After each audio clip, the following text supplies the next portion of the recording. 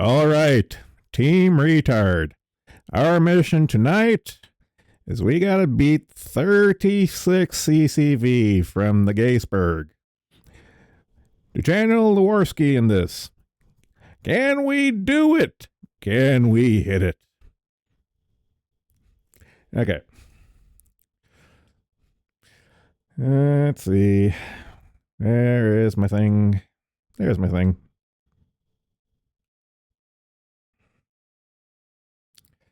Tomb Raider 1 to 3 Remastered hit with post-release censorship as new update removes Lara Croft pinups from Tomb Raider 3 The Lost Artifact. The pinups in questions are the posters you see in the first image, her just lounging and then her naked lounging. We've covered the remastering of the Tomb Raider trilogy and the cuckening from Crystal Dynamics for a while now and stuff, and this is just kind of like the latest incident so far in the the softening of Lara Croft.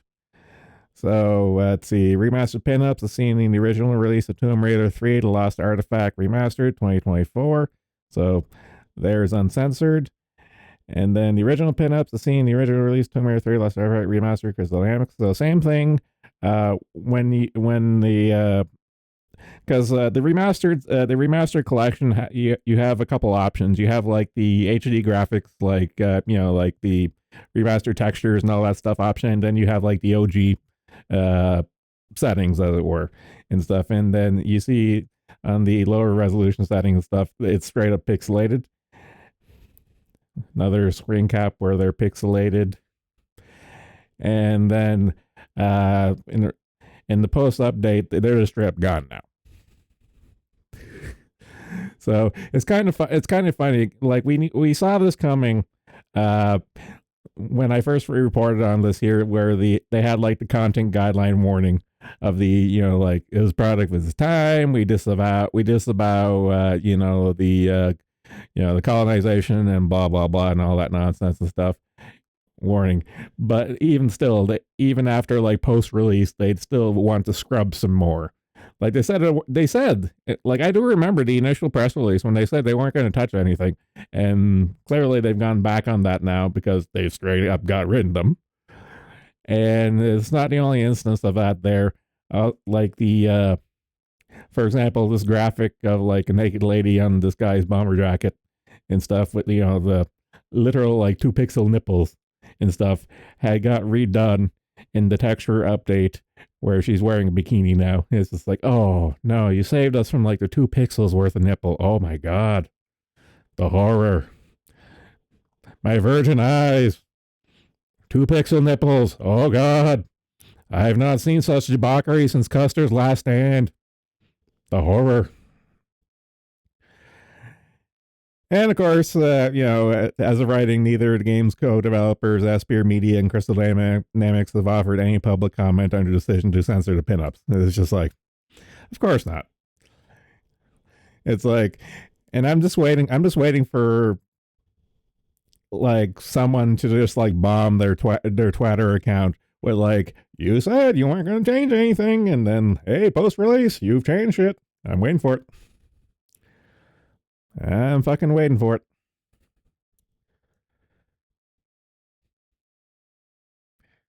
Let's see. Oh, Pokemon Go. I am so glad I never got into Pokemon Go. Oops. Did I pop out the chat? Nope, I haven't. No one's talked yet. Still gonna pop out chat. Boop. There. Chat popped out. Done. Train of thought. Okay. Yeah, so Sweet Baby Incorporated style consultancy firm GamerX. I've covered GamerX before. Consulted with Niantic before radical gender and avatar changes made in Pokemon Go. We've covered the Pokemon Go change and stuff, but I don't think before it was mentioned that this here change came after the GamerX consultation group involvement.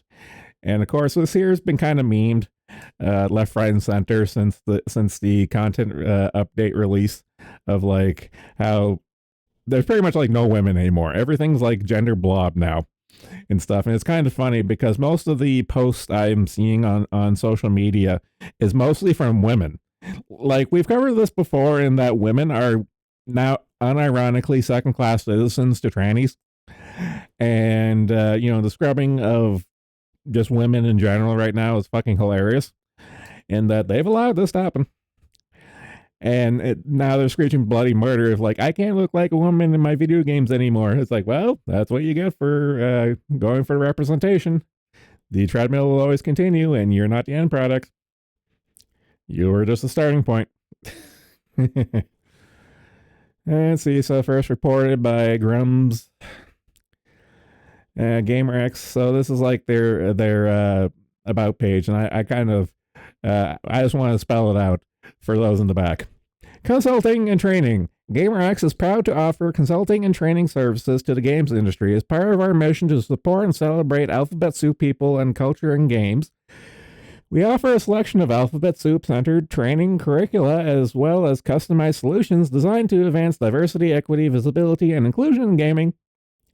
We serve individuals and businesses working in the video game and tabletop gaming industries, including independent game developers, game studios of all sizes, publishers, media outlets, and more. So we're going to make a problem, and we're going to give you a solution. It's almost like a mob or a government, but I repeat myself. Let's see. Going through all the different services they offer. Of course, it's all the usual stuff, integrating queer themes in games, gender identity in the workplace, community management strategy supporting Alphabet Soup players, intersectional community building in games, sensitivity reading, marketing, social media, and promotional materials review. Ooh. Let's see. And then Grums gets into the Niantic new avatar update for Pokemon Go, removes sex bodies, and then he goes for the breakdown, like some before and after pictures. And I remember the body type A and body type B thing make the meme rounds when Pal World came out, but it's kind of funny because, Pocket Pair was kind of just like, well, we know Western audiences want to play ugly characters, so we gave them the option, and I was like, okay, that's pretty funny. But it seems this here's less of a joke in this case, and where it's just like, okay, you have option of gender blob 1 and gender blob 2. In response, one user claiming he would be fine with the changes if he could still create an aesthetically pleasing character replied, the neat thing is you can't. You can't create masculine or feminine. Everything is blended. Many such cases. Yeah,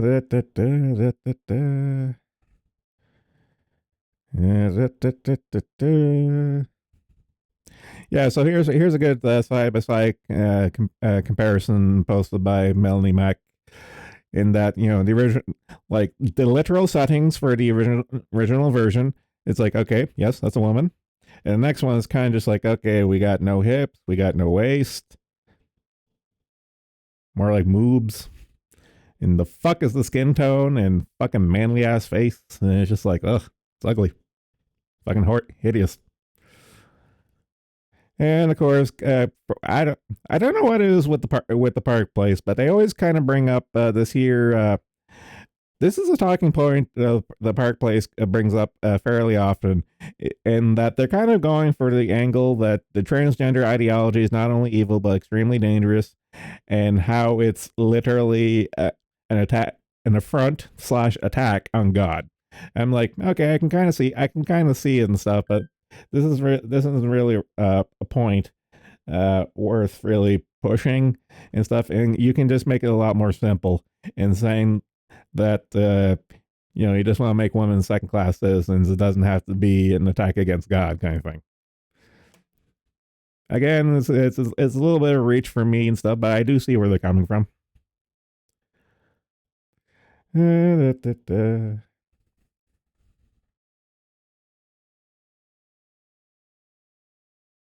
Where's the bong? Damn it. Bong's ahead of us by like 5.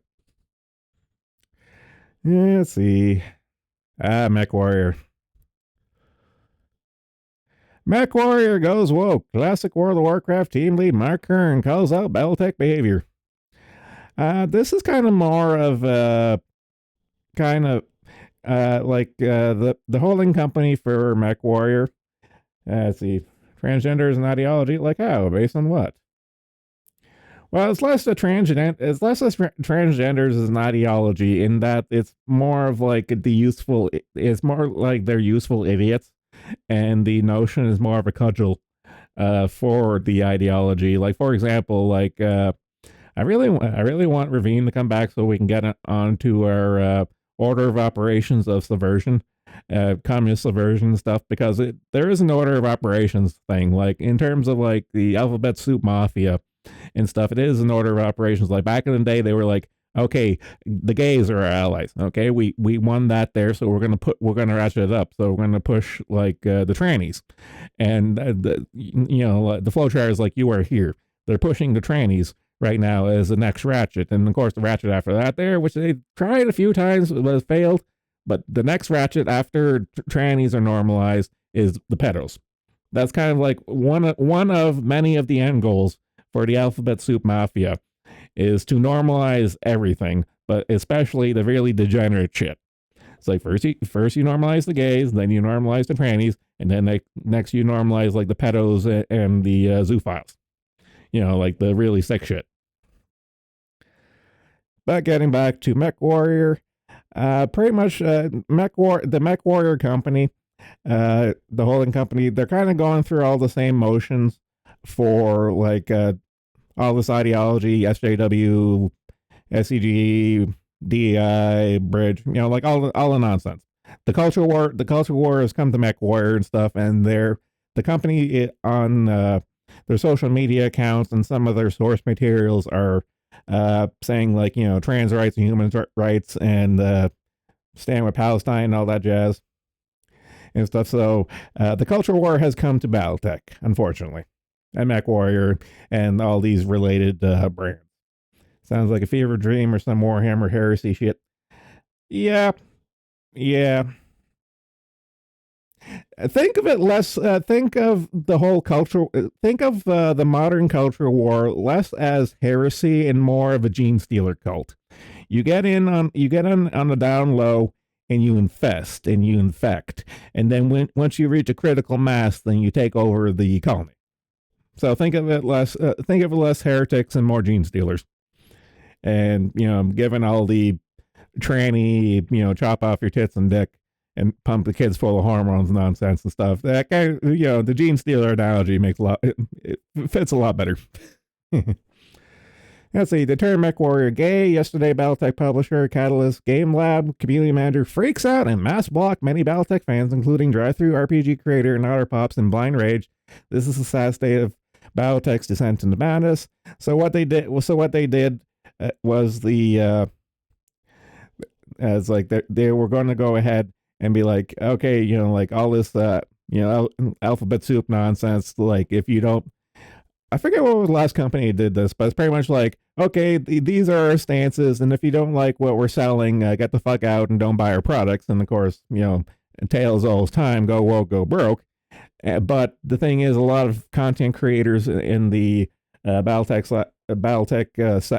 sector kind of push back on that there immediately, and the mods were pushing back and banning people, anyone who said boo on this, and that's what this is. As the movement by Battletech, Mech Warrior brand in the space follows a pattern and number of video game properties doing the same. Earlier today, Park Place reported collaborations between Pokemon Go Sweet Baby Incorporated, and that was the last article covered. And it's just like it's so tiring, but it's just not like the tide is turning, but it's gonna again. All these major companies are like big ships, and it's going to take a while for the ship to turn. Gene stealers reproduce better trans and pedos theoretically. Okay. Like here's the thing. Here's the thing with trannies and pedos and stuff. You can say, and I'll say, and for communism in general and stuff, in that they don't reproduce. All they can do is corrupt. So that's why, for example, these ideologies are really interested in your kids. They're interested in your kids because, one, they want to fuck them, and two, they want to fuck them over by indoctrinating them into the cult. Because that's what these ideologies are, is that they're cults. Which is why the gene stealer cults is a very, very, very appropriate analogy to the whole nonsense of the modern culture war. Let's see, 37 versus 41. Fuck. I'm being petty about this. Okay, so next. I feel okay, long story short, I've never been a Doctor Who fan, but I do feel obligated to cover any time the Doctor Who franchise is being fucked up, because I know the creators of Doctor Who have been woke long before the modern itineration of these culture wars and stuff. They've always been pretty bad and stuff, but it's gotten really bad in recent itinerations. Doctor Who actor got what? Asserts white mediocrity gets celebrated while black people have to be absolutely flawless to get half of that. So, for anyone who hasn't followed the Doctor Who one, the current Doctor is literally out of Africa. And, of course, the actor is all about, like the white colonists, the white supremacy, all about the kings, and, same shit, different day. Guy who plays the 15th Doctor in Doctor Who asserted that white mediocrity gets celebrated while black people have to be flawless to get even half the celebration white people do. Guy was comes in an interview with attitude while discussing his recent performance at the Oscars, a new relationship he had formed, and some personal growth he was going through. After discussing how nervous he was at the Oscars and sharing how he does not date people in the acting industry, and noting he's trying to have more perspective on regarding the blessings in his life, Gatwa was asked, did you feel you were ready to open yourself up to that relationship because of the work you have been doing with yourself, that perhaps you wouldn't have allowed them in before? He answered, yes, I was very emotionally avoidant. I strictly emotionally avoided everything in my whole 20s. I was catching up with my sister the other day, and I was like, I think from the way that we were raised, I think that we were taught to have to earn love instead of it being unconditional thing or the being unconditional entity. I'm not saying that it is. Yeah, this is kind of setting up of like the emotional. I have a really strong feeling this guy's emotionally stunted. Many such cases. I don't know whether it comes from that African upbringing or strict upbringing. Get your grades, get in a good uni, become a doctor, become a lawyer, start overachieving. It was like you had to prove why you're lovable. We're trained to be like, if I'm not exceptional, I won't be loved. Certainly, I think that was my thing. So yeah, I think it's just learning how to be like, oh, you're allowed to be loved. He continued. Next, he made it racial. This is where it gets fun. You don't have to be excellent or aspire to the term black excellence. What the hell? There's so much white mediocrity that gets celebrated in black people, we have to be absolutely flawless to get half of that anyway. So I'm slowly trading myself out of that and being like, no shit, you deserve love just for existing. And that has taught me to be a lot more loving as well in a weird way, he concluded. Clearly a very sound individual. Now, the guy would claim that white mediocrity was celebrated while black people have to be flawless to achieve half of the celebration that he believes white mediocrity gets. But he also claimed that microaggressions exist everywhere. One of our favorite words, microaggressions. When asked about the last time he experienced racism or homophobia, Gawa claimed, I'd say that is a daily thing. You pick and choose what things you allow to stick with you to affect you or to say something about homophobia. I don't know, other than my own internalized his homophobia that I'm working through in therapy, not for a little while. He elaborated on this internalized homophobia, saying, I didn't realize I had any internalized phobia until I came into the public eye. I always thought I was just the most free-spirited person. No one could tell me what to do. I do whatever I want until I came into the public eye, and I was like, oh, I don't know. It's an ever-evolving journey. Gawa was also asked about about the push to normalize disordered lifestyles such as gender diversity and transgender ideology and the righteous pushback against the normalization. He said, everything trickles down from the top. Oh, he's getting close. And when you see politicians openly attacking marginalized communities, when you see our politicians openly attacking trans people, it makes it okay for everyone else. But the trannies are a protected class. He's almost on the right path. The concept that they're the protected class and he's part of a protected class hasn't really sunken in yet. And it's scary to see that we got the point where it's fine to attack vulnerable people because that's essentially what's happening. People who are most vulnerable, most disenfranchised, most disconnected from everyone else are being told that they are threats.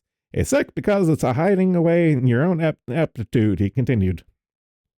Galway went on, you're going to put the blame on immigrants, black and brown people, trans people, queer people, to hide the fact that you're not doing anything for people. It's easier just to create discord among people. It's divide and conquer, is it? He's almost there. He's almost reaching self-reflection. Ironically, Galway does not realize that he and his allies are the ones creating discord given they're rejecting God through embrace of disordered lifestyles. And then again, as the Park Place seems to be doing recently, they're going for the battle against God slant again. But to get back to the actor guy and stuff, I just find it kind of funny. He's like, he's almost there, but he just has to realize, wait a minute. Oh God. Doctor Who, Sweet Baby. 37 versus, hey, I'm tied. Sweet Baby Incorporated reveals dev team behind Shadow Gambit, The Cursed Crew, shut down, costs for exceeding revenues. Say it with me now. Go woke. Go broke. Sweet Baby Incorporated, the consultancy firm that has been the target of the boycott due to peddling of woke ideology, revealed back in August that one of its clients shut down after Sweet Baby Incorporated consulted on the game. Many such cases. Back at the end of August, Sweet Baby Incorporated reported on LinkedIn that following their consultation on Me Games Shadow Gambit, The Cursed Crew, that the company was shutting down. Sweet Baby Incorporated posted, we are saddened to learn the Shadow Gambit, The Cursed Crew is Me. Try saying that fast. Last game, we're incredibly proud to have helped this final voyage to shore by collaborating on the game's protagonist, Aoife, with Matthias, Kraut, Moritz, Wagner, and the rest of the crew at Me. You have to say it like a little critter. It's like me games. Our collaboration helped make the world of Cursed Caribbean feel more inclusive and representative. Very happy to see players have resonated with the game, as evident by incredible reception. So incredible, in fact, that the company went bankrupt. Me team is amazing and deserves land on their feet. We would be happy to connect folks in our network who are looking for talented developers with the studio. Send us a DM if you're interested. Sweet Baby Incorporated concluded. Oh, God. So it's just like going over the game and going over the company and stuff. It's just so funny. It's just like, yes, this here game was so successful that the company went bankrupt. Oh, it's just like, is it tone deafness? Is it retardation? Like, it's like, what kind of flex are they going for? It's like, it's like they did so well, they went out of business. It's just like, it's very confusing. Like, I know, like, on all levels except chromosomal, I know I'm retarded. But this is a level of retardation that is beyond me. It's just like, I'm a retard, but I'm not a psychopath. Like, I can differentiate between reality and fantasy, and this here is fantasy. It's just like, it's like they did so good, and then they went out of business. It's like, what the fuck? So stupid, so fucking stupid.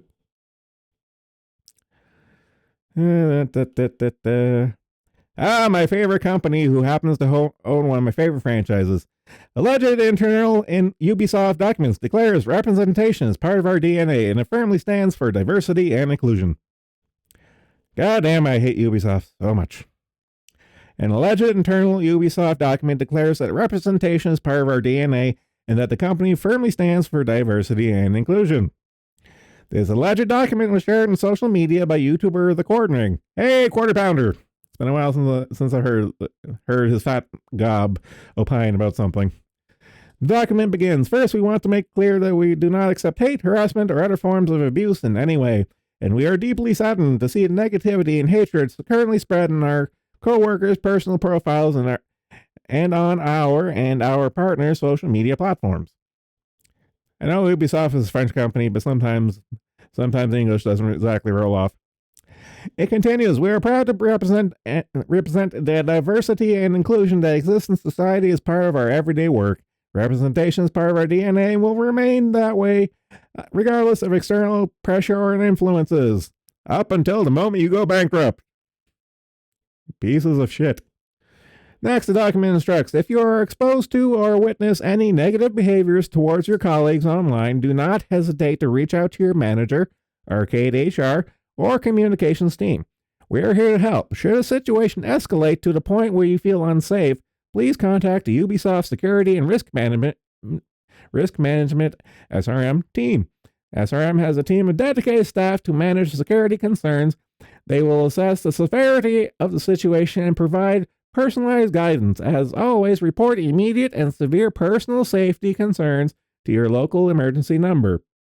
Ah, yes. Calling them a bunch of woke cucks is threatening their very lives. Oh. Given the current polarization of this topic online, we believe that having a respectful and constructive dialogue, good luck with that, is difficult, if not impossible, to achieve. In this context, we ask you not to engage in or interact with these conversations, as it could worsen the situation for yourself, our teams, and our industry peers. You can also set your accounts to private and or turn off private messages from people who are not in your list of trusted friends. Do this across all your social accounts, even if you are only receiving unwelcome messages on certain platforms. Shut it down. The portion of the document shared by the Quartering concludes, Ubisoft firmly stands for diversity and inclusion in our workplace and our games, and we believe there's no room for hate in gaming. It's unclear if this document is in response to Ubisoft has embroiled himself in numerous controversies. Back in the end of January, the company's director of subscriptions, Philippe Tremblay, told games industry one of the things we saw in the gamers are used to are a little bit like DVD having and owning the games. That's the consumer shift that needs to happen. They got comfortable not owning CD collection or DVD collection. That's a transformation that has been a bit slow to happen in games as gamer grow comfortable. The aspect you don't lose your progress. If you resume your game another time, your progress file is still there. That's not been deleted. You don't lose what you built in the game or your engagement in the game. So that's about feeling comfortable with not owning your game. We've covered that before. Again, going to the games as service model. It's like they want that. They want the games as service model. They don't want you to own anything. And by golly, you're not going to be happy. Going over stuff we've seen before. Or covered before, I should say. Yeah,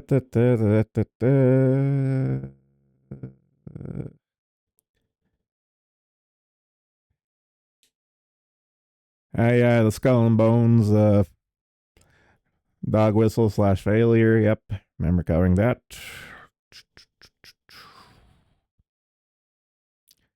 Their community manager circling the wagons. Grum's talking about the uglification of main character in the Star Wars game.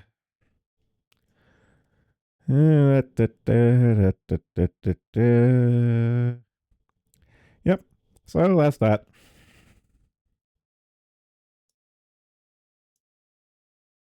Damn it.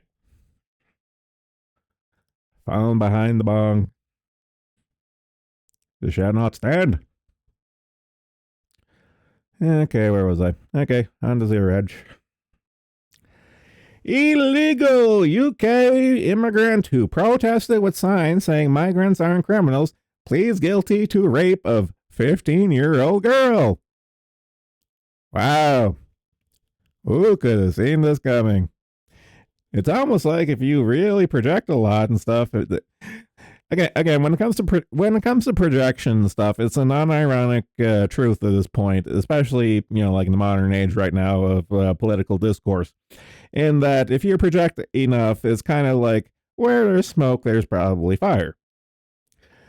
The Congolese migrant who had his deportation from the UK blocked by an airline's cabin crew and previously campaigned outside a detention center with a sign that read, "Migrants are not criminals," has pleaded guilty to raping a 15-year-old girl.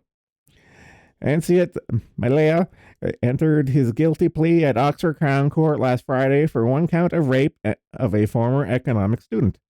The court heard how there was a high level of dangerousness surrounding the attack, which is understood to have taken place between December 1st and December 31st of last year.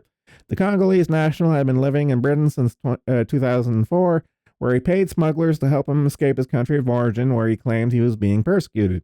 Several attempts by the UK Home Office to deport him were thwarted by feigned injuries and legal challenges, including an incident back in May of 2005 when a planned deportation flight was prevented from taking off by Air France cabin crew who claimed public officials had broken Malaya's hand after handcuffing him. With the aid of left-wing charities, including the Institute of Race Relations and immigration lawyers, the Congolese national won leave to remain in Britain later that year after successfully arguing the return to his homeland would be violation of his human rights.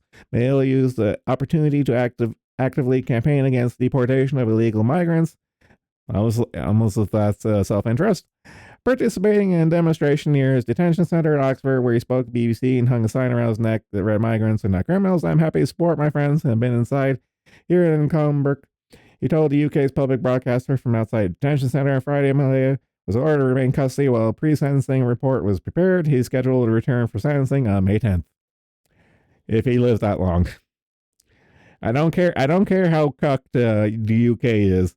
If you're a pedophile and the general population of the prison finds out about it, you're a fucking dead man.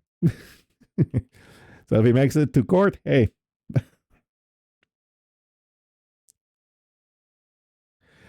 Speaking of the UK, thought police home visit for UK man who expressed anger online about Sydney Bishop being stabbed by Islamists. I'm going to read this one verbatim because it's fucking wild.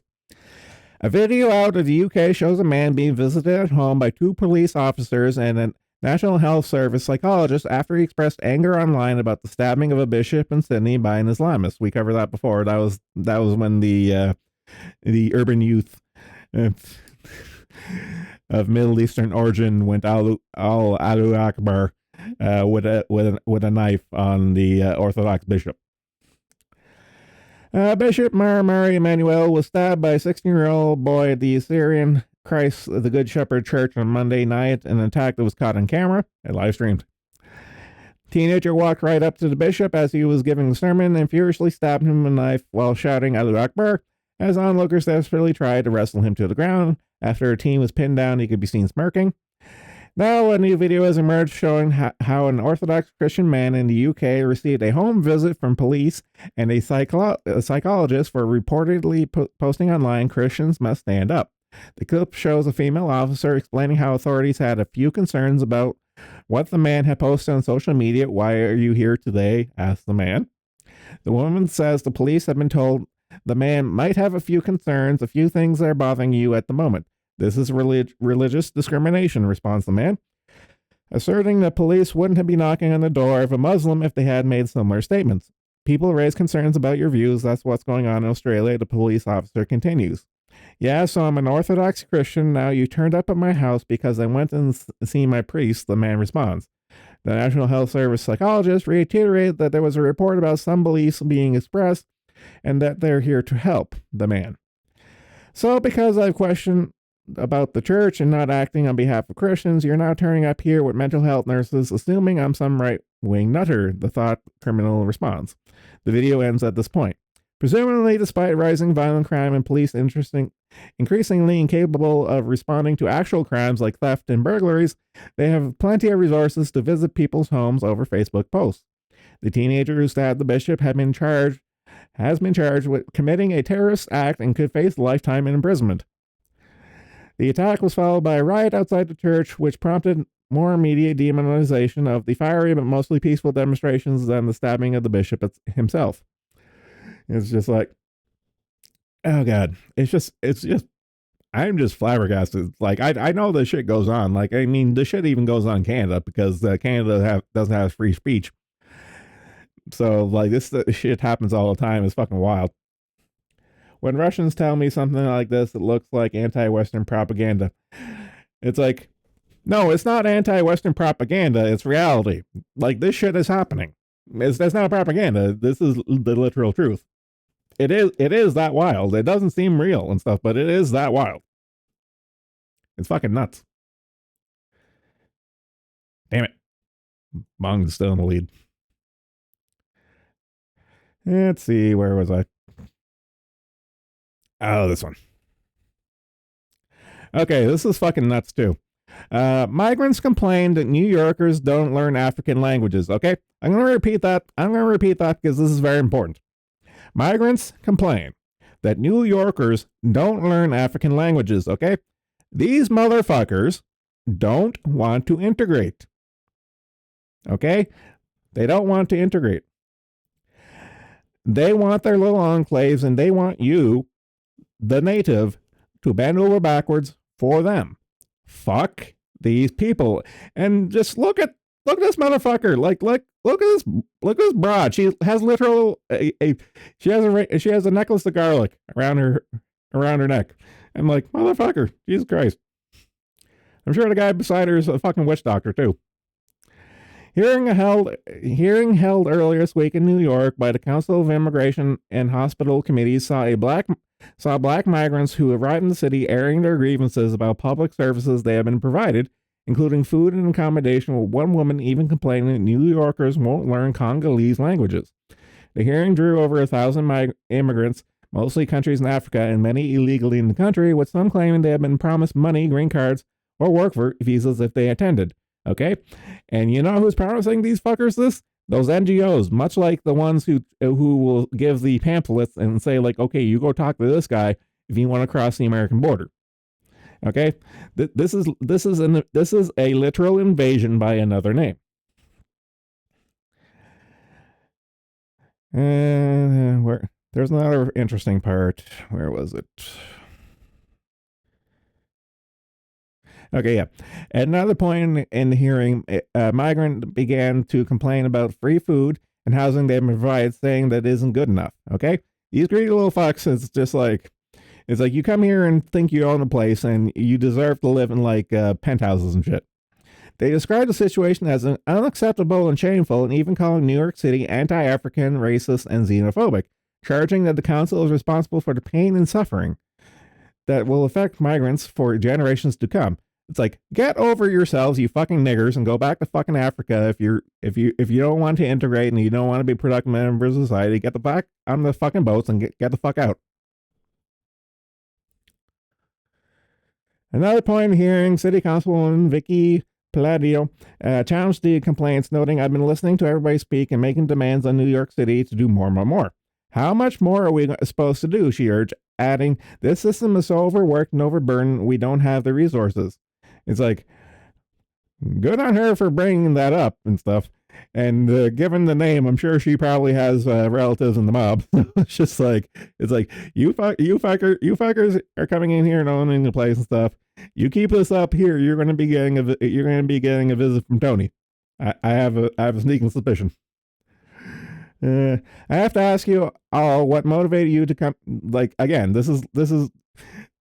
She must have backing behind the scenes, or else she wouldn't be saying this in New York, in modern New York right now. I have to ask you all what motivated you to come here thinking the streets are paved in gold. They are not. Palladio continues, adding, people have come across the border illegally before other council members interrupted her and demanded she ask a pertinent question. Here's a full exchange of comment. And honestly, watch some of these videos. They're fucking wild. And of course, Mayor Eric Adams responded to the protests and complaints, stating that the federal government's responsibility is to finish the job they started. Yes, burn New York City to the ground. That's what they want to do, and that's what they're going to get. Oh, God. So, shit's fucking wild. It is fucking wild. Okay, so going back to our old friend, the NPR. The Defund NPR Act, introduced in House over bias, radical left-wing activist CEO. Representative Jim Banks, Republican, Indiana. I want to say IN is Indiana. Has introduced the Defund NPR Act to pull federal funds from National Public Radio after veteran journalist Yuri Berlinger, who resigned this week following the suspension for penning a scathing article which exposed the network's far-left bias, including the fact that the outlet's D.C. bureau employs 87 registered Democrats and no Republicans, the Daily Caller reports. What's more, NPR CEO Catherine Mayer, who once bragged about taking censorship orders from the feds, as the head of Wikipedia said during a TED Talk, the truth and the distraction, which is getting in the way of getting things done, was called out for years worth of woke diatribes on X, formerly Twitter, including calling herself someone with cis white mobility privilege, anger towards white men for flying business class, and defending looting. NPR's new CEO is a radical left-wing activist who doesn't believe in free speech or objective journalism, who's here shouldn't be writing her paychecks. Catherine Mayer isn't qualified to teach an introductory journalism class, much less capable of responsibly spending millions of taxpayer dollars. Banks told the Daily Caller shortly before introducing the bill. Fucking based. NPR was a liberal loony bin under the last CEO, John Lansing, and it's about to get even nuttier. It's time to pull the plug on this national embarrassment. Congress must stop spending other people's hard-earned money with low-grade propaganda, Banks added. Jesus fuck. Far be it for me to call a politician base, but, you know, I'll take what I can get at this point. Goddamn.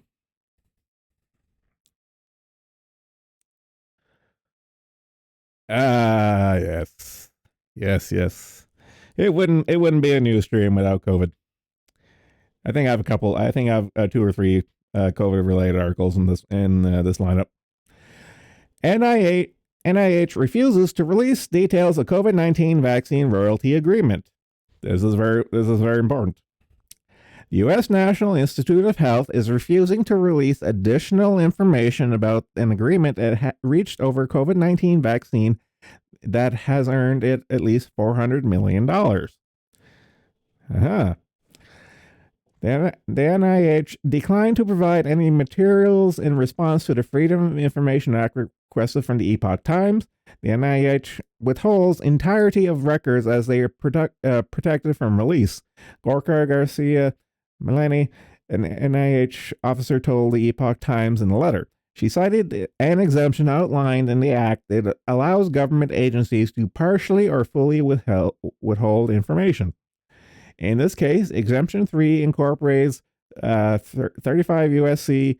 209F, which reads in relevant part, no federal agency shall grant any license under the patent or patent application of a federally owned invention unless the person requesting the license has supplied the agency with a plan for development or marketing of the invention, except that any such plan shall be treated as a federal treated by the federal agency as commercial and financial information obtained from a person and privileged and confidential and not subject to disclosure under Section 552 of Title 5, Ms.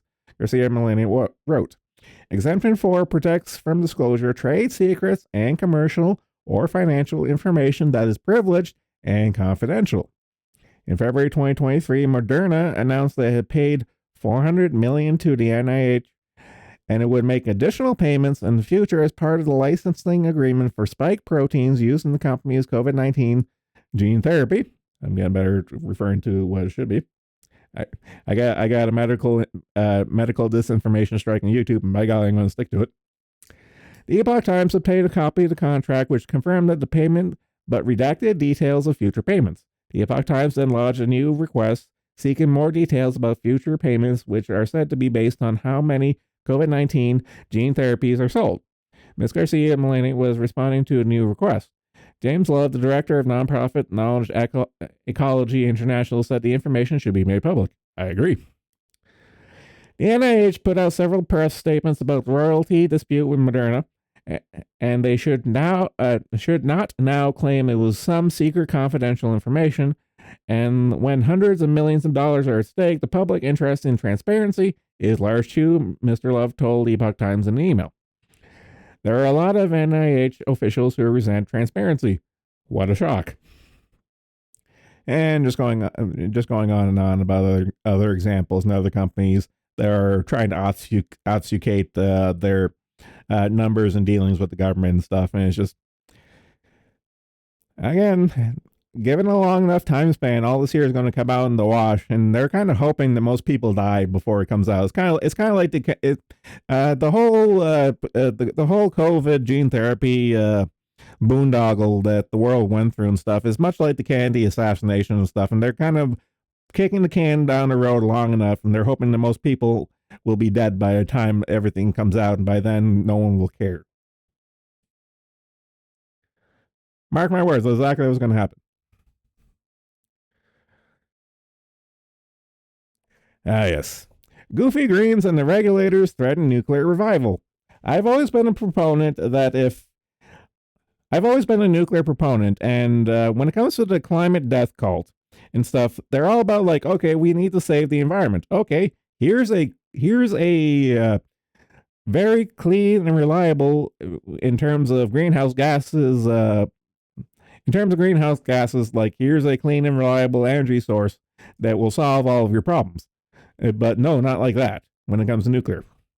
Despite his commitment to no more gas, oil, or coal, Friends of the Earth has launched a campaign against one of the nation's greenest governors, California's Gavin Newsom. Their goal? To stop the U.S. Department of Energy from doling out $1 billion to keep the Diablo Canyon nuclear power plant, no gas, no oil or coal there, open past its planned 2025 closure date. So, again, I've said this before and I'll say it again. The climate death cult has never been about the planet. It's never been the case about the planet. Is that they want to put the fear of the climate apocalypse into you so they can get people scared, and so that people will give them more power and shit. And it's instances like this here where they block instances of increasing or prolonging nuclear power, where they overplay their hand, and it's like, okay, you really don't care about the environment because you're wanting to get rid of nuclear power, which is pretty much the be all end all solution to the perceived air quotes problem of greenhouse gases. And it's just, again, I've covered many instances of this here, and this is not going to stop anytime soon. And I'll point out every instances where it happens, where the climate death cult shows their true colors, and it's just like fucking infuriating. I'm always pro nuke energy or otherwise. Agreed.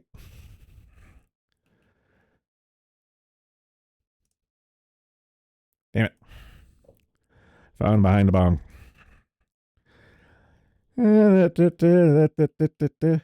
Okay, this one gave me a bit of a chuckle. Furious Gen Zers threaten a DC protest ahead of TikTok ban. So it's exactly what it says. That a bunch of kids are protesting the government banning their TikToks, which I do agree on. Okay, I've said this before and I'll say it again. I am anti-federal government anything and stuff. So, like I don't believe any federal government should exist. So anytime like people get a bug up their ass and wants to protest the federal government doing anything, it doesn't matter what it is. Like the kids fighting for their Chinese spyware.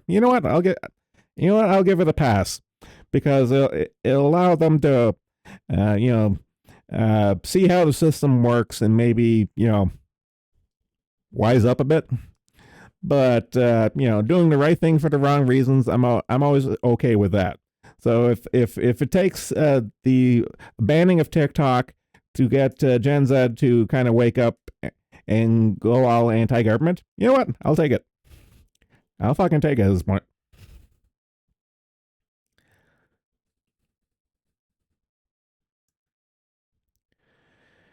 Oh,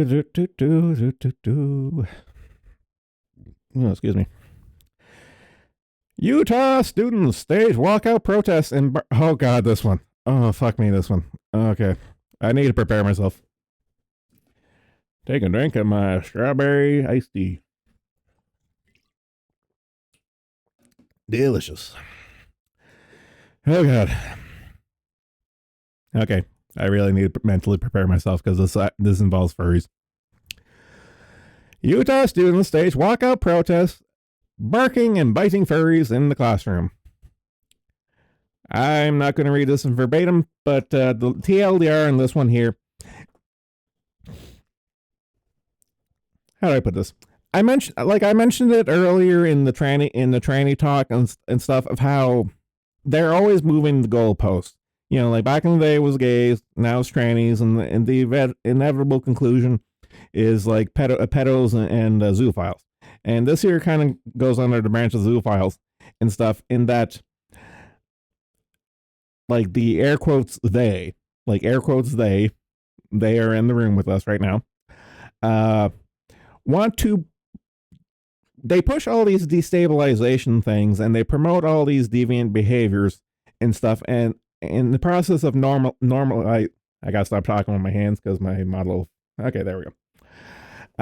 They want to push all this deviancy because it normalizes the deviant behavior and stuff, and the whole letting kids be furries in public is just one of those things that they're pushing to normalize this aberrant behavior. And of course, this is why I am putting money down on Gen Alpha, being the generation that really, fucking really pushes back on this shit. Because this is the instance of some Gen Alpha. This is not Gen Z anymore. Gen Z is out of school, is out of high school now at this point and stuff. So like this is the range of Gen Alpha and stuff. So like Gen Alpha is making a pushback against the literal furries in schools because there are instances of like furry kids in school not just wearing like the not just wearing like a headband with ears and stuff. No, they're going full fursuit, fucking litter boxes in the bathrooms, fucking biting and barking at other students and stuff. And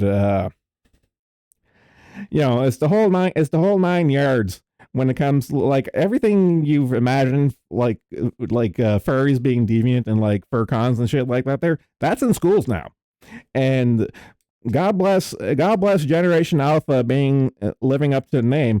The Generation Alpha, the majority is saying, are doing protests and saying like, no, we don't want this shit in our schools. And God bless them. It's fucking amazing. Wait, shouldn't be more blacks about gays, like at least Stone and that. Warriors 2024 is going to be wild with gangs like this. I know it's fucking wild, but relax. Like, here's the thing. Like, going back to the gay tranny pipeline and all that stuff. It's like I don't have problem with the people in like, for example, like the gays. Like I don't have a problem with the gays in and of themselves. However, they were used, like, go back to like the 60s and 70s. Go back to like the 60s and 70s. The gay movement, and like even before that, the feminist movement, they're what are known as useful idiots, in that they think they are doing a good thing, but they end up being part of the air quotes slippery slope, or as I like to call it, death by 1,000 cuts. Like first the gays get their thing, then the trannies get their things, and then like the pedos will get their things. It's a slowly ratcheting up of like, okay, we got like the acceptable minority group on our side, we use them, and then we toss them out. Like, for example, uh, the whole feminist movement right now, how, like, going back to, like, the Niantic thing with the Pokemon Go uh, body type change stuff. And that's just one part of, like, the feminist thing. Like, then you also have, like, the trannies being in girls' sports. So girls becoming second class citizens in their own spaces and being subverted by men, tranny men and stuff, and it just goes on and on and on. So what now? Take away women's rights back? I make this joke that the decline of the Western civilization began with the women's suffrage movement, and if we ever get there.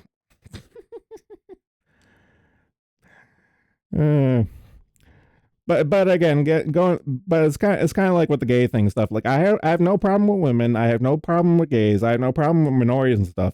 But they are used as useful idiots to the powers that be to implement all this here shit.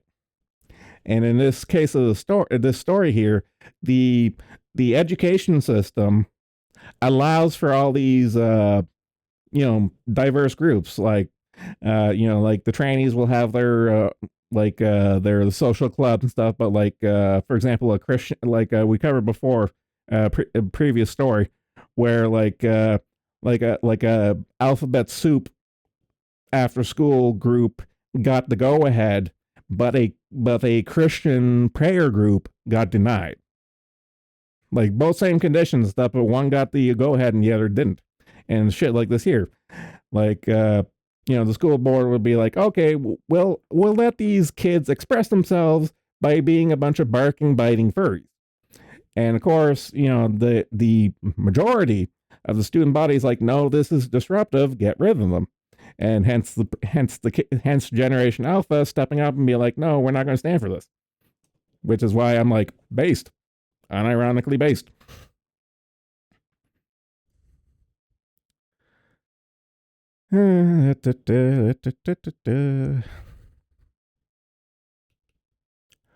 Oh, this one. Oh, this one's good. This one's good. Oh god. Okay, I need this palate cleanser after this furry one. Not the Onion. New Guinea academics say cannibals would be offended by Biden's tale of Uncle being eaten. For those of you who don't know, the geriatric in chief has repeatedly said that his uncle was eaten by cannibals. The story is completely false. This is completely a made-up story. However, the optics of the story of like my uncle got eaten by a bunch of cannibals, this is the hill that they want to die on. So academics from Papua New Guinea say that the actual cannibals who live there would be extremely offended by Joe Biden's made-up story of how his uncle being eaten by them during World War II, because they wouldn't just eat any white man that fell from the sky.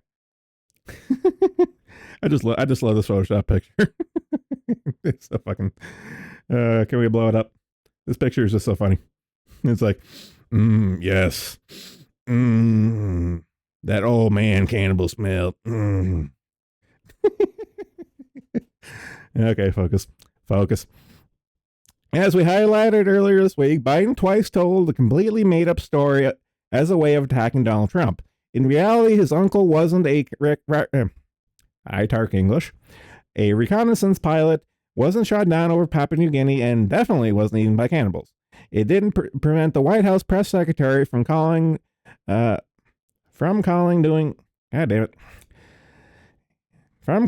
her best to avoid admitting it was all lies and calling it a very proud moment for Biden before repeating the lie about Trump calling dead U.S. veterans losers. The story gets more ridiculous, however. This is the meat and potatoes of the article, which is fucking hilarious. The Guardian now reports that outraged Papua New Guinea academics, further example of why academia is fucking dead, have blasted Biden's tale as unacceptable and very offensive. Michael Kabuni, a political science lecturer at the University of Papua New Guinea, explained that cannibalism was historically practiced by some communities only in very specific contexts, such as after the death of a revered community member. Kabuni noted that the native people only ever engaged in cannibalism as a sign of respect and that the locals wouldn't just eat any white man that fell from the sky. Taking it out of context and implying that your uncle jumps from the plane and somehow we think it's a good meal is unacceptable, Kabuni urged. Alan Bird, governor of Papua New Guinea province of East Septic, said he found Biden's story hilarious and was lost for words. I kind of agree on that sentiment. Is it the harshest insult that the Guineans have? I wouldn't even eat you if you fell from the sky. Well, I'm just my train of thought is like, no. Here's my train of thought. You, white man. I don't. It's like, you want to eat white meat? Nah. It's like, nah. I don't want to eat white meat. I don't know. Maybe give the cannibals some barbecue sauce and they'll go full Haiti. Oh god.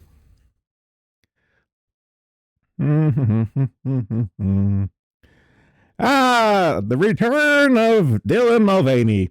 St. Louis University hosts Dylan Mulvaney. Denies college Republicans' request for event with former NCAA swimmer a day later. Rules for thee, not for me. St. Louis University plans to host transgender influencer Dylan Mulvaney. I have to go. Okay, the side tangent. I do have to agree with Kershey. Dylan Mulvaney is not transgender. Dylan Mulvaney is a literal attention whore. The method of his attention whoring is very self-evident, but he's not a transgender. He's an attention whore. To speak on campus next week and deny college Republicans' request to host an event with former NCAA swimmer a day later. The event will be hosted by the St. Louis University Great Issues Committee on Monday, which is part of the school's student activity board, according to the St. Louis Post. Mulvaney gained attention in April 2023 after a paid partnership with Bud Light, sparking heavy criticism from conservatives. According to the report, St. Louis University College Republicans President Alexandra Leung said the administrators at the institution denied their request to host Paula Scanlon, a women's sports activist. Despite the event occurring a day after Mulvaney's speech, the university said the security couldn't accommodate the event. Mulvaney's comments have been deemed disrespectful and derogatory towards women, and the SLU's central mission, said Leung. While Leung said that Mulvaney's messages is at odds with the university's Catholic teachings, her college Republican chapter has no plans to protest the event. While St. Louis University didn't disclose how much the speech cost, in summer 2023 there was a honorarium of $40,000 for organizations interested in hosting Mulvaney for an event, according to the YAF. Just a few months prior, the University of Pittsburgh's Rainbow Alliance secured a $26,250 from the student government to host Mulvaney. Suffice it to say, I'm pretty sure the St. Louis appearance of Mulvaney probably wasn't cheap. Fuck me. Okay, so. Okay, there's two back-to-back in this one here. So getting back to the trannies. Lord of the Lies, the pediatrician's take on the latest child gender transition research. Last week's release of the cast review brought to memory of the old jingle, liar, liar, pants of fire, your nose is longer than a telephone wire. Commissioned 4 years ago to probe a practice of Tavistock Gender Clinic in Britain, the report methodically assembles a damning indictment of the flimsy evidence used to transition children. Its author, retired pediatrician Dr. Hilary Cass, is polite and professional, but she pulls no punches in exposing the false foundation upon which the entire edifice of gender-affirming care is built. We've covered this before, and just the TLDR, this is just shit we've covered before. But to sum up the findings and stuff, the surgeries and hormones don't fix the problem. Not giving this here shit actually tends to resolve itself over a long enough time span, because these here are mental health issues where giving into the delusion does not fix the delusion. You're just giving into it and stuff. And, like we've covered like a million different cases where going through a gender transition and stuff does not fix the perceived problem and stuff. And then the kids grow up and realize, oh shit, I destroyed myself. And then more often than not, the scare from these people is always like, oh, if you don't transition your kid, they're going to kill themselves. It's like, motherfucker, they're going to kill themselves regardless, and they're definitely going to kill themselves after they get mutilated. Okay, that's just how it works. And that's what this report goes into, and then goes through many years of research. But we've seen many reports and research and studies on this here stuff. It's just self-evident, and we've seen a million times at this point and stuff. But again, it's just another nail in the coffin of the insanity of the trainee death cult. It's all different flavors of death cult. That's all it comes down to. Like, you got the climate death cult, you got the alphabet soup death cult, trainee death cult, and the racial death cult. It's all the same shit with a different coat of paint.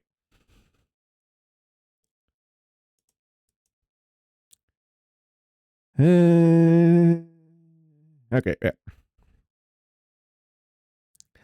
And this one here is kind of related to the last one. UK physiotherapist leader announces goal to. So this is the other end of the equation. Psychotherapist leader announces goal to eradicate critics of gender ideology from the profession. So this is the instance of the state, the powers that be, the chosen clergy, the clergy of this death cult are circling the wagons, and they want to eradicate the what's the word I'm looking for? The heretics. Going back to 40K. This is the instance of heresy, in that the ecclesiarchy, in this instance, the ecclesiarchy wants to deal with the heretics in the only way they want. They're able to, which is to discredit and disbar anyone with two brain cells to rub together who realize, oh shit, this is one giant scam, and they want to get rid of that. Charter Society for Physiotherapy, which is a professional body, trade union which represents members of physiotherapists in the UK, has launched its first definitive position statement on transphobia. With the publication of its position statement on transphobia, the publication has sent a chill through the profession as anonymous whistleblowers express concerns about censorship. Duh, because this is what they want to do. The transphobia statement describes the aim of eradicating transphobia from our profession by instructing members that they must raise concern about colleagues. So this is communist modus operandi 101. So they want their secret police, they want their snitches about their colleagues. If they think that the colleagues' personal views, biases, and beliefs has led them to discriminate against others, with discrimination including denying someone's gender identity or refusing to accept it. The publication was accompanied by an announcement by the CESP declaring that transphobia statement is a milestone for the profession. In unpublished internal memos provided to Redux by an anonymous member, the CSP vows to prevent its channels being used to spread transphobia and urges members to report colleagues and comments to the corporate comms team. The published definitions were created following a consultation process announced by the Alphabet Soup Voice and Network of a Chartered Society for Physiotherapy Definitions of Transphobia Working Group, with a statement of intent in January of 2023.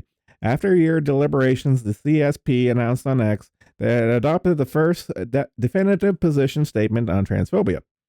Stephanie Land, chair of the CSP Alphabet Soup Network, thanks staff and members for their efforts and emotional labor invested in creating the pivotal piece of work.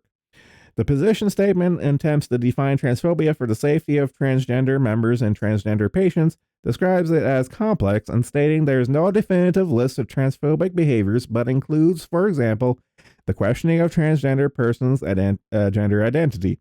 Citing definitions of transsexual, the statement goes on to say, and I quote, The consequence of transphobia is that trans people struggle to openly and comfortably to live openly and comfortably in society, and the ultimate outcome may be the erasure of trans people as a viable class of people. Transphobia includes, but is not limited to, attempting to remove trans people's rights, misrepresenting trans people, abuse, systemically excluding trans people from discussion about issues that directly affect them, other forms of discrimination. Source Transactional. Sarian Baz, chair of the CSP Equity, Diversity, and Belonging Committee, stated the announcement that transphobia as defined by CSP is never acceptable and that expressing negative attitudes or feelings towards transgender individuals or other transphobic actions can't be tolerated. The position statement lists CSP commitments with number 6 in the list, describing the commitment for members to show allyship by challenging transphobia outside the profession. So it's not just enough, it's not just enough. You have to go out and spread the good word. You have to go out and spread the faith. Again, this is a cult. You have to go out and spread the faith. The ecclesiarchy, the clerics of this death cult, not only do you have to say the magic words, you have to go out and recruit new cult members. It also instructs members of physiotherapists to take political stances, including opposing so-called conversion therapy, which has been under the consultation in the UK for proposed new laws to enforce bans on conversion therapy, which, according to the BBC, include practices aimed at transgender people. The CSP statement goes on to say, in doing so, we note the advice of the Equity, Diversity, and Belonging Committee not to hold or take positions in the following issues: trans athletes, single-sex services outside healthcare, or gender recognition legislation. The Equity, Diversity, and Belonging Committee has members who specialize in sports and sex-specific sporting injuries, and members who focus on specific experiences, and I assure you not, of Black and ethnic minority people. Yeah. They're double dipping on the protected classes. The position statement also declares that it will censor comments from members of the public on forums where members discussing issues, stating, we will not allow transphobic comments to be published on the CSP website, on iCSP, in our e-bulletins, or on Frontline. While aiming to encourage the development of safe spaces for education around transgender issues, discussing discrimination can be challenging, and people should feel safe discussing how we address all forms of oppression, centered on the experience of those who are oppressed. The experience. Position statement includes references to the new Health and Care Profession Council standards of conduct, which come into force September 2024. The HPC regulates registered physiotherapists who are members of the CSP. The provisions quoted include members must take action to ensure that your personal values, biases, beliefs do not lead you to discriminate against service users, carers, or colleagues. Excuse me. But you can most definitely call out the heretics and draw attention to them so they may be punished in the public square. That's clearly okay, though. Redux obtained unpublished internal CSP documents circulated to members, warning that the CSP are seeking to prevent negative and transphobic voices, preempting the statement, and they are alerted to the Alphabet Soup Network members via WhatsApp that members can emotionally prepare for launch. Ooh. And just so on and so forth. Of all this fucking nonsense. Bong still going? I'm going to refresh the page. The bong is still going. 44 versus 30. Damn it. The pettiness shall continue until morale improves. Oh, this one. This one's fucking wild. Oh, strap yourselves in. This one here is fucking wild. You are quite openly Jewish. London police under fire for confrontation with man near anti-Israeli march. The London police are under fire this week for threatening to arrest a man wearing a kippah near a pro-Palestinian march. Officers informed Gideon Falter, head of the campaign against anti-Semitism watchdog, that he was antagonizing the protesters by being openly Jewish near such a march. He was told that if he tried to cross the street while being openly Jewish, he would be arrested for breach of the peace. In the video, one police officer said, "You are quite openly Jewish. This is a pro-Palestinian march. I'm not accusing you of anything, but I'm worried about the about the reaction to your presence." Another officer then later added, "You will be escorted out of this area so you can go about your business, go where you want freely, or if you choose to remain here because you are causing a breach of the peace with all these other people, you will be arrested." Felter was also told that being openly Jewish near such a march was antagonizing. Activists have long protested the dangers of driving while black and prompting stops by police and threats of arrest. Felter appears to have established a danger of walking while Jewish in London. The Metropolitan Police later apologized but had to issue a second apology after saying in a now deleted statement that in recent weeks we've seen a new trend emerge with those opposed to the main protests appearing along the routes to express their views. The fact that those who do this often film themselves while doing so suggests they must know that their presence is provocative, that they're inviting a response, that they're increasing the likelihood of an altercation. Calling an openly Jewish man provocative only reaffirms the original statement made by the officers. As a result, the police had to issue a new statement, which they said the previous one had been removed. "We apologize for the offense it caused." Oh God, I just love it when the protected classes are fighting against each other. It's fucking amazing. What is equally disturbing is the threat to arrest a man who was doing nothing wrong based on his identity. These threats were being made as protesters were hurling abuses at him because he is Jewish. Notably, the United Kingdom has embraced a wide array of criminalized speech, arresting people for hateful or denigrating comments made against groups or individuals.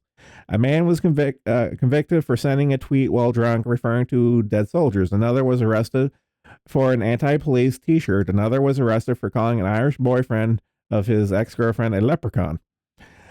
Yet another was arrested for singing Kung Fu Fighting. A teenager was arrested for protesting outside a Scientology center with a sign calling the religion a cult. We also discussed an arrest of a woman who was praying to herself near an abortion clinic. English courts have been criminalized toxic ideologies as part of the crackdown on free speech. I have opposed those laws, yet this is an incident illustrates the arbitrary enforcement of such laws. The police simply ignored the anti-Semitic comments being leveled at Falter and confronting him on being openly Jewish. This is not to say that I favor enforcement of criminal speech laws. Rather, it shows the added dangers of such laws and selective enforcement, which is why this here shit should never be on the law books. It's all everything goes or nothing goes. Okay, you cannot have your cake and eat it too. The instant you have a protected class and a non-protected class, the whole system falls apart, as evidenced by this, because the guy was walking on a public street being openly Jewish. Okay, I'm going to repeat that. Buddy was going to be arrested for being openly Jewish in London. Okay, that's where we're at right now. This is fucking nuts.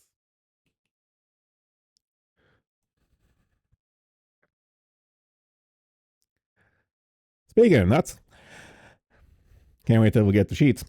New York City high school soccer game canceled after migrants refused to leave the field. This is fucking nuts. So there were a bunch of so long story short in this one here is that there were a bunch of migrants squatting on a field. The two teams, the referees come in with the permits, and the cops had to like quadruple verify that they were allowed to be there. But at the end, given how the migrants were mostly drugged up and all that shit and stuff, both teams elected to say like, you know what, it's not safe, and we're just gonna leave. And of course, this here makes the rounds, and of course, people are just like, you know, it's like New York. I'm just waiting for New York to boil over right now because. Say what you want. The fact is that places like San Francisco and New York, which are hotbeds of this progressive nonsense and stuff, are ready to boil over for their own self-imposed policies. And I'm just waiting for it to just boil over, and it's just like, oh, it's going to be fucking glorious. God bless European Jews. At least At least they know to throw each other shit with Arabs and Palestine. Yeah, this is true. I agree with you on that one. Oh fuck. Oh, this one. Okay, I've covered museums trying to do like the trans washing, the race washing, and all that crap and stuff in terms of like like natural history of either like archaeology or paleontology. Like we covered like months ago, like the tranny T Rex story. You know, but in this instance, London Museum's Alphabet Soup audio guide wrongly claims British monarch was person of color. And the long and short of this one is that the audio guide said like this here monarch was a person of color. There was another one about I think there was like another instance of like this here person was gay kind of stuff. Now oh yeah, the I'll come back. You weren't around for the tranny T Rex story. Well, I'll give a summary after this here article. So this one, so in this here audio tour and stuff. The museum is. This is another instance where the museum was sorry they got caught, and their excuse was that the audio guide was made by performers and not the actual museum staff. And they were like, it's all performance artists. It was all a performance art thing. And this is the flex that this museum was going for. In that it was performance art and not meant to be taken seriously. Well, then why did you do it without any indication that this here was the thing? So this is why I say it's an instance of they're sorry they got caught. And before we go on to the next story, so okay, the tranny T Rex story. So long story short, academia and all academic adjacent industries are co-opted by this leftist, all these leftist cults and crap and stuff. And one of them is museums and libraries and museums and shit like that. Now the tranny T Rex one specifically, the flex that particular story was going on is that they were like it was kind of derivative of how like, oh, we can't their flex is like we can't tell what gender identity they identified as from the bones kind of stuff. So that was their train of thought, is that, oh, the dinosaurs could have identified as whatever and stuff, and we can't tell that from the bones.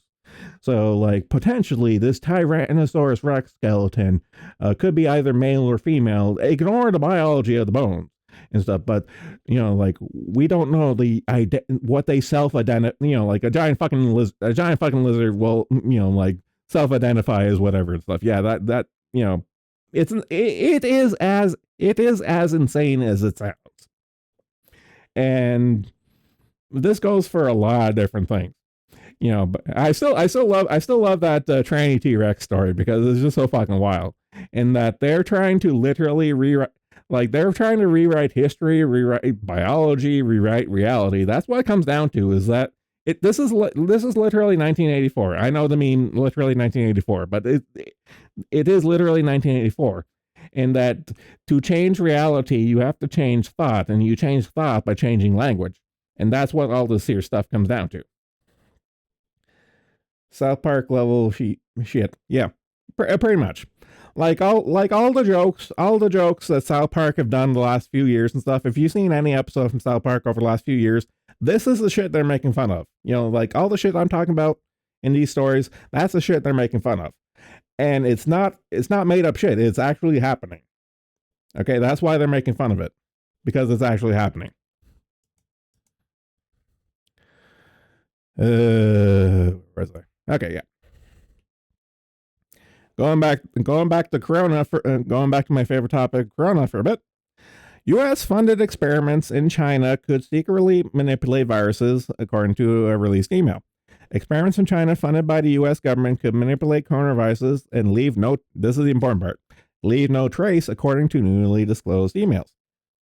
I understand why lizard transgendering might be taken as personal by you. Oh, fuck off. Shut the fuck up. Yeah. I identify. It's like let the record show that I do not identify as anything other than a Muppet. I identify as a Muppet. Let's see. Details of the experiment show that changes of viruses could be done would leave no. This is really important. Would leave no signatures of purposeful human manipulation. An unknown person told the FBI on April 23rd, 2020. One of the emails showed. The details were outlined on the webpage. The grant funded by the U.S. National Institute of Allergy and Infectious Diseases, the agency headed by Dr. Anthony Fauci, until late 2022. The government had funded $4.3 million for the grant. A portion of the funds were sent to the Wuhan Institute of Virology, a laboratory located in the same Chinese city which the first COVID-19 cases appeared in 2019. An FBI official forwarded the email to another FBI official about an hour after the receipt. Hey, are you going to be in the office tomorrow? We just interviewed our person from the redacted again. He provided us with some alarming new info, the official wrote. Give me a call if you can. The identity of the source and the FBI officials were redacted in the messages, which were obtained by the nonprofit Judicial Watch through the Freedom of Information request. The FBI and EcoHealth did not immediately respond to requests for comment. These smoking gun documents show the FBI quickly understood that Fauci's agency funded the gain-of-function research that could disguise the result coronaviruses as natural. Judicial Watch President Tom Fitton said in the statement, these new documents further demonstrate, again, we've seen many instances of this, but as this guy says, further demonstrates the need for comprehensive criminal investigation to the Fauci gain-of-function scandal.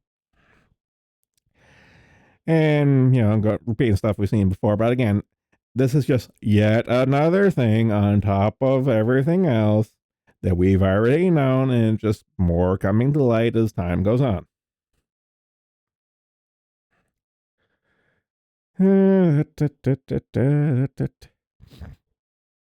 Oh, I've been looking forward to this story. Okay.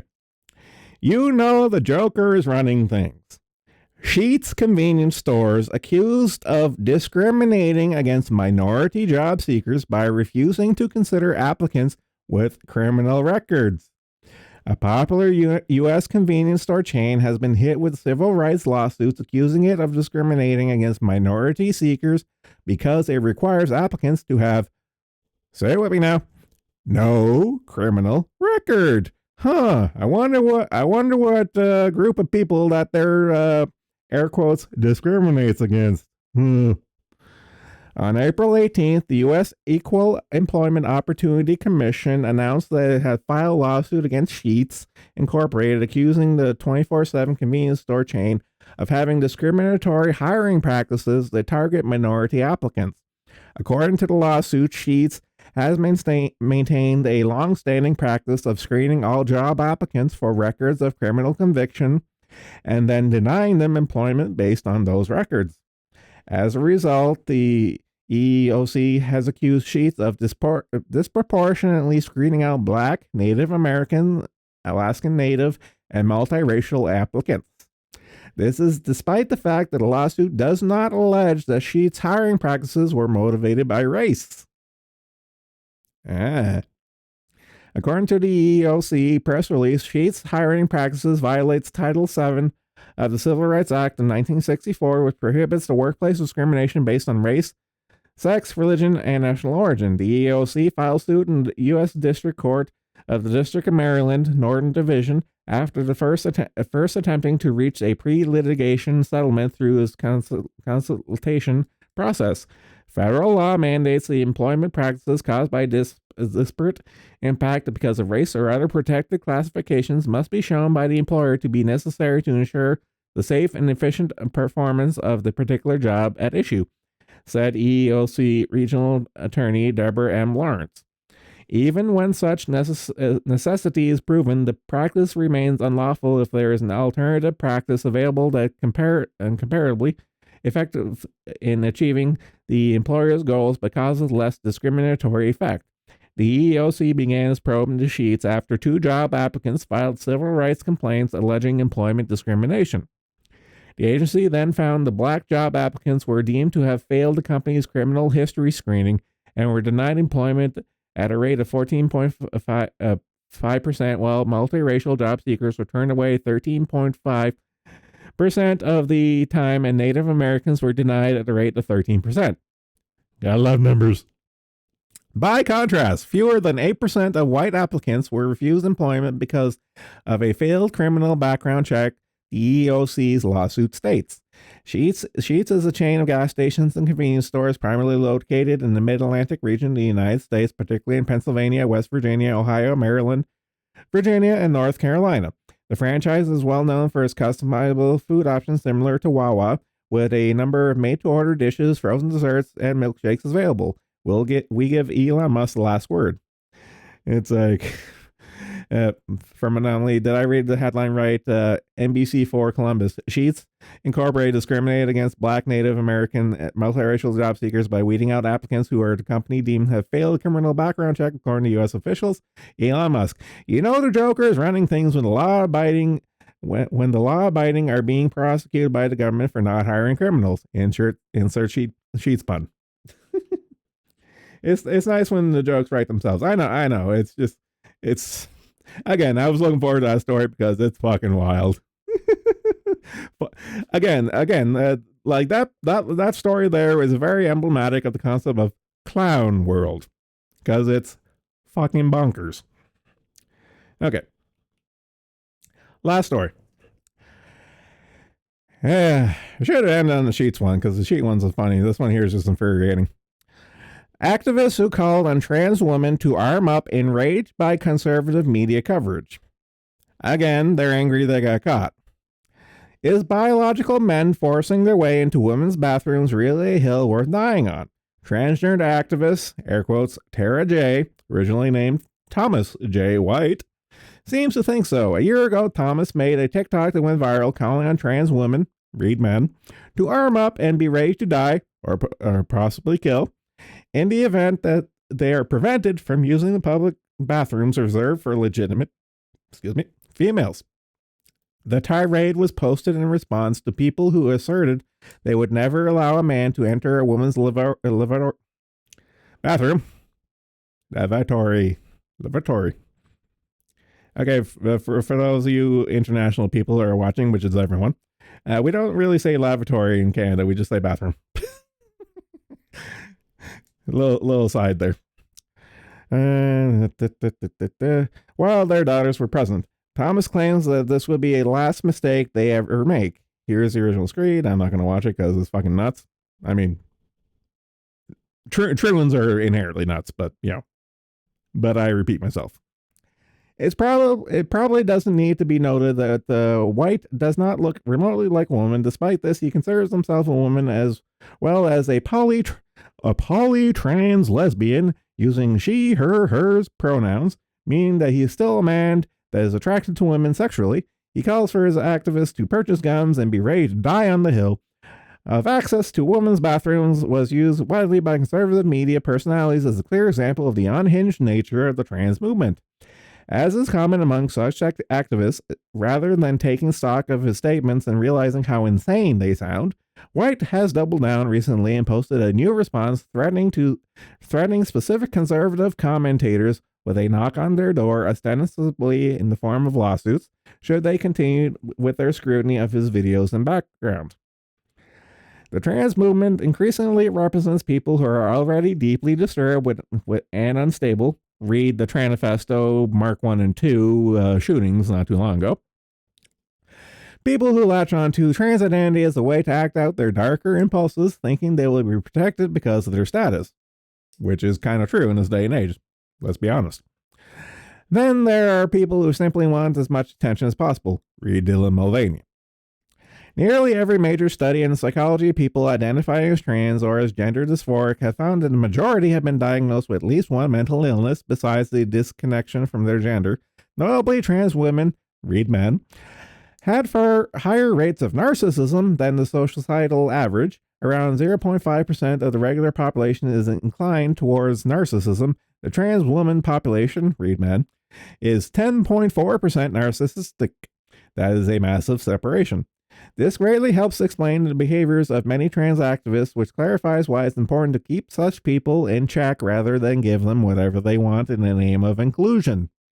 The growing militancy of trans activists is merely an extension of the growing militancy of the far left in general. The problem is not so much that they claim that they're willing to fight for what they believe in, is that what they believe in is the opposition of the majority, and that the deconstruction of normalcy for the sake of the ideology. Read subversion, destabilization, and normalization. Come on, Ravine, come back. I want our fucking collab. The world needs to hear the teaching of our Lord and Savior, Yuri Bezmenov. It is not enough for people to tolerate trans activists. Everyone is required to embrace them, affirm them, celebrate them, and submit to their every demand. And if you don't submit, then you are a bigot, and thus fair game for violent retaliation. Read the mental screeds of this fucking lunatic.